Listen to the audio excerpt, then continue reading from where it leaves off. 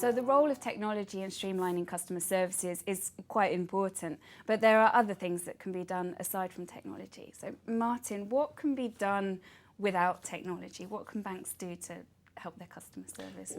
We can do quite a lot, to be honest with you. I think one of the dangers is we can sometimes hide behind technology and say, oh, we can't do this because we need huge investment, we need new systems. Actually, there's quite a lot you can do if you just reorganise yourselves as an organisation. So one of the things we've looked at is a programme we call Service Excellence. And if you imagine, all that this is that the colleagues who work in all of our call centres, our branches, our back office functions, is just taking a step back, working together, because that's the key bit here, and looking at what's the customer doing, how do they interact with us, what's their journey, and reorganising ourselves so we deliver the best service for the customer as quick as they possibly want, which invariably means less touches for us, but that means it goes wrong much less and the customer has a much better experience. And as I'm sure Hugh will point out, that's cheaper for us as an organisation. So we're early in that journey, but we've already seen a number of significant steps forward where we know it works. Yes, so is it more about how banks organise themselves than the technology they're using? Well, I think at the end of the day, it's always a combination of both. But Martin's hit the nail on the head. If you look at the customer journey angle, then you can find rub points that may have nothing to do with systems. There may be processes, there may be organisational issues, there may be handoffs. There's a whole raft of things that are there and are available to be worked on. Now, remembering when the Japanese techniques of continuous improvement came in with Toyota, it was introduced in response to the American automation of car manufacturing.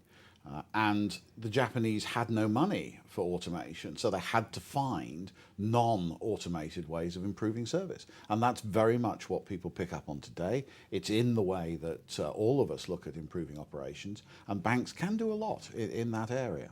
You'd be surprised how not easy, but if you just take a step back and reorganise yourselves around a customer, the difference it can make. We did one quite recently around power of attorney, so we're seeing more and more people register a power of attorney, could be for an elderly relative. And the process was effectively about 2 weeks before everything was set up. You could access internet banking, you could access the telephone, forms had been completed by post. Now that's a long time. We took a step back and went, well, actually, if we just organised ourselves around the customer when they first bring that paperwork in, couldn't we get to the situation where when they walk out of the branch, everything's working? We now do that. Now, that didn't cost any money. That was just us as an organisation completely reorganising ourselves around the customer. Now, we just need to do more of that all of the time. I think that's right. The more banks can move away from a functional silos and more to the customer-centric view and the customer journey view, it gives a natural tool for identifying where handoffs are clunky and where customer-centric organisation really will deliver value. It's a great example. And I think that's where organisations can differentiate themselves. Those organisations that can look at a customer and build themselves around the customer, I think will be the ones that win in the future. So what's the biggest challenge with doing all this? It all sounds brilliant in theory, and so why aren't banks doing this anyway? And what's their biggest challenge generally for the industry? So I think one of the reasons why we don't naturally do it is it's the ability to step back and look at it from the customer's point of view. What we have is lots of great colleagues who are doing a very good job but doing it in their own part of the business. And it's having the ability to cajole everybody together and actually, right, what does this customer want and how do we organise ourselves around that? And that's a challenge for every bank in terms of the way that they're built, the systems, the access, things like that. But the ones that are brave and that really have the customer at the heart, they can make this work. Martin's absolutely right. I mean, banks have traditionally been organised along functional lines, which tend to be vertical, so an end-to-end process tends to cross organisational boundaries, it has handoffs within it, and this is an industry-wide move. There's a tremendous move towards having end-to-end process owners who are functional owners of a process, no matter what part of the organisation they sit in, because everyone's finding the same thing, that the traditional form of vertical organisation doesn't meet the best needs of the customer, and that therefore to reorganise so that you get an end-to-end process view and end-to-end ownership delivers much better results. And it's great that banks like Lloyds are really starting to grapple with that.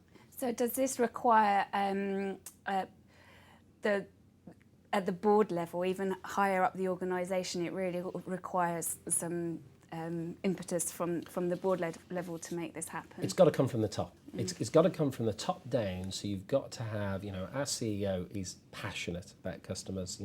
Our key message is about being the best bank for customers, and he lives and breathes that. So does his executive team, so do the managing directors all the way through. And then we need the same from bottom up. So the people who are interacting with customers every single day have also got to live and breathe that. And when you get the combination of the two, that's where the magic can start to happen and the customers can see the real difference happening. And do you see a sort of change happening in the industry generally, the more senior? Yeah, I think people are taking this pretty seriously at senior levels. There is a real risk that you throw a bucket of water on the sand if you're not careful. Because organisational layers very quickly deaden and mute messages from the top. And so I think Martin's absolutely right. You've got to create a grassroots bottom-up pressure as well as a top-down pressure. Otherwise, you will be throwing the bucket of water on the sand, and the organisational layers will defeat the attempts to change because staying the same is easier. It's more comfortable. So it does have to be pressure from both ways to create that need to change, because people have very much focused on performing well within their functional silos. But the end-to-end challenge is more difficult. It's more complicated. As Martin says, you have to cajole, you have to persuade. You have to deal with things you don't have direct control over, but you really must make an impact on if that end-to-end piece is to be delivered.